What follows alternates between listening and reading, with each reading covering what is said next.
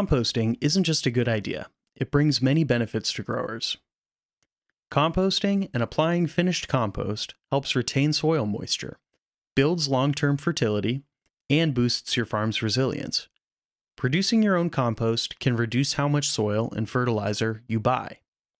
Whether you're growing vegetables or raising animals, composting is one of the simplest ways to work with nature, not against it. Let's start with the basics. A healthy compost pile needs 4 things: nitrogen-rich greens like food scraps, manure, or butcher waste; carbon-rich browns like straw, wood chips, dried leaves, or animal bedding; moisture to keep microbes active; and heat from the activity to break it all down. The ideal balance, about 30 parts carbon to 1 part nitrogen. By volume, that's usually about 3 parts brown to 1 part green. Diversity is key. Mixing different sources will help your pile break down evenly and efficiently. One common problem is not having enough material on site to achieve proper ratios.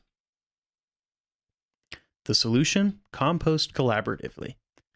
If you've got plenty of carbon, say animal bedding or a fresh load of wood chips, but need nitrogen, reach out to nearby restaurants or CSA members to collect their nitrogen-rich food scraps. If more browns are needed, try sourcing wood chips from your local electric company or town barn, or encourage CSA members to drop off yard waste from home. Live near a butcher shop or restaurant? Working with local businesses can help you meet the volumes you need to compost successfully. Just be sure to monitor incoming material for non-compostables. And to ensure your pile gets hot enough, over 140 degrees Fahrenheit, be sure to layer in browns and greens and turn it at least once a season. A compost thermometer is a helpful tool for tracking the temperature of your pile. That heat is what kills weed seeds and pathogens. If your pile hits 140 degrees, you can be confident that your compost will be safe to use.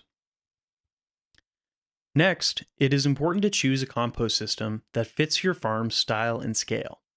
If you are a small-scale, low-tech grower, try wire bins. A wire bin can be a low-cost, simple way to get started composting on your farm. Use at least 3 by 3 by 3 feet in warmer months, or 5 by 5 by 5 in the winter. This is because a larger bin holds more material with less surface area to lose heat. When adding material to your pile, layer greens and browns like lasagna, starting with a thick layer of wood chips at the bottom to promote air circulation.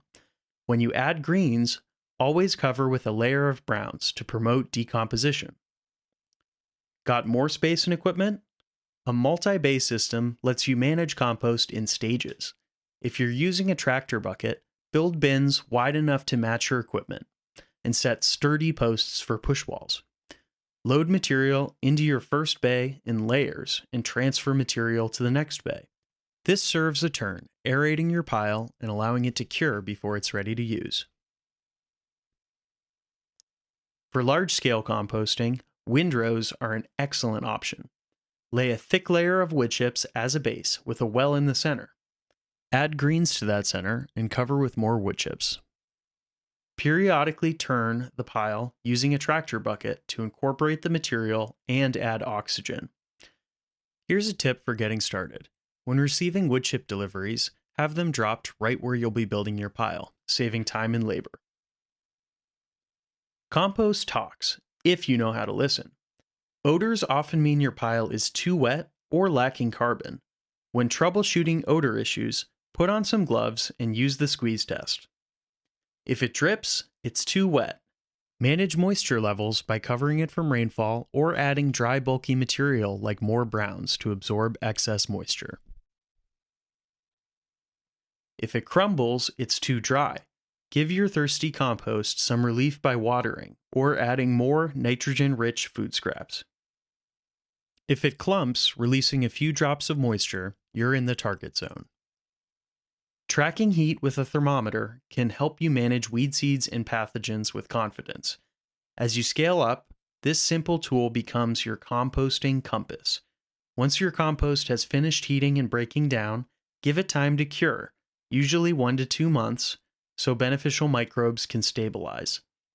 Finished compost should smell earthy and feel crumbly. Apply it by spreading a few inches thick over your beds or mix it into your potting soils. It's nature's fertilizer, ready to nourish your soil and your crops. So let's recap. You've learned about balancing greens and browns, sourcing materials collaboratively, choosing a system that fits your scales and tools, and monitoring your pile for moisture, heat, and odor. Remember, composting improves soil moisture and farm resilience. It's important to choose a system that fits your space, tools, and needs.